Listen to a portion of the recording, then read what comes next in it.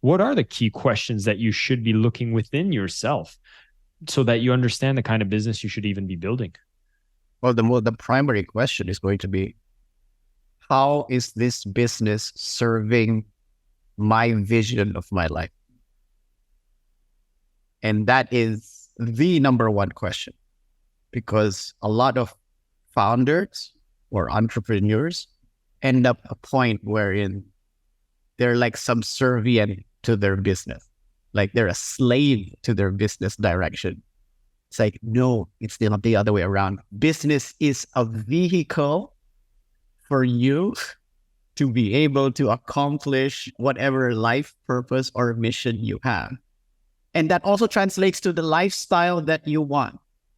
So if your business is not serving you and you're not choosing a business model, and you're not choosing a nature of business, and you're not choosing a product, or you're not choosing a problem direction that is serving your life purpose, you will always feel like you are chasing after your business. And it will always be your boss and not you as the boss of your business. And that is where the shit really happens for a lot of entrepreneurs, when they're the ones chasing after their business and they be like, oh my God, this business owns me and not the other way around. Mm. So that is a primary question. I'm reminded of another client we were working with together here in Bali. What usually happens, for those of you listening, is people come to me with sales problems, right? I'm the guy who wrote about selling with love. I speak about how selling with love solves a lot of your problems. And so people come to me and they're like, please solve my sales problem. I'm trying to make more money with this business. And what often happens is I listen to them and I say, great, I think I have an idea that's going to solve your sales problem. And I usually connect them with Ezekiel. And then within the first 30 minutes, we realize that there's actually an alignment problem.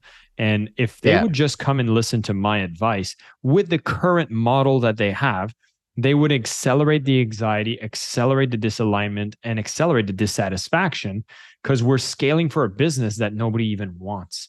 And so in that pursuit of those answers, for anybody who's listening in, what's our steps here? What do we start doing to do better? Yeah. So I think the first part there is really to ask, okay, why did I start this business? And when I started this business, what was the problem in my life?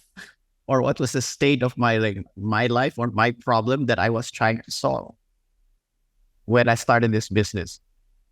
And number two, what am I bringing in terms of who I am here? Like, what am I good at? What am I good at? What are the skills that I currently have? And more importantly, I think this is the ugly question. What is something that I do naturally that I am good at, or rather I can keep doing all day long and I'm not going to get tired of doing, as a way to deliver this value? And once you know those two things, you pretty much have an idea of, well, I already know what kind of service or product I am making right away. And the only thing you need to do is sell at that point. But even answering those two questions for one person is difficult. It's like, there's so many people telling me that, hey, you should come up with a physical product. You should write a book, or you should do this. But we all know that the best work that I do is when I'm in someone's face, digging into their own business model and digging into their soul and say, we're going to be talking about this for the next 2 to 3 days until you figure this shit out. Like, that's the best work that I do. And then writing about it separately. So I cannot be a technology person, inventor, or rather I can be, but it's just not going to be me.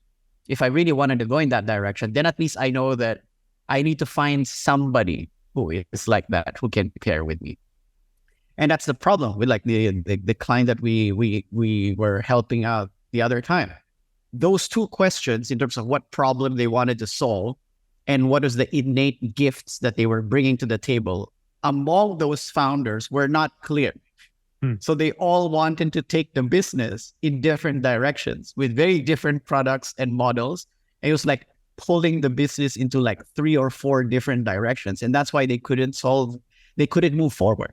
Granted that you are not just doing business for the sake of, I just want to make a lot of money and then sell this thing that I don't care.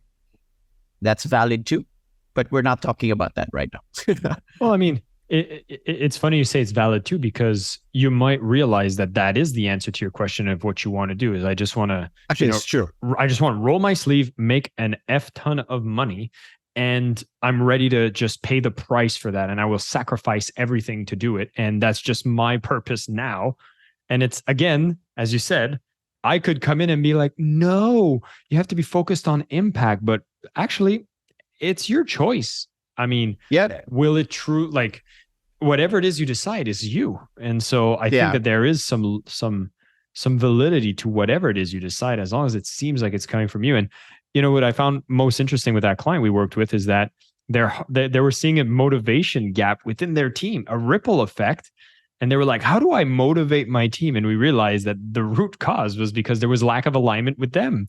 And so people could sense that, could feel that. And you know how I speak about sales and sales being an energy exchange. And when you're not in alignment, you're not selling. But when you are in alignment, oh, that's when the magic happens. Yeah, their problem was like, your team is not motivated because the three of you are not motivated. None of you are excited about running this business right now. If none of you are excited about running this business, how do you expect the people in your team to be excited about something that you guys are loathing to show up for every single day?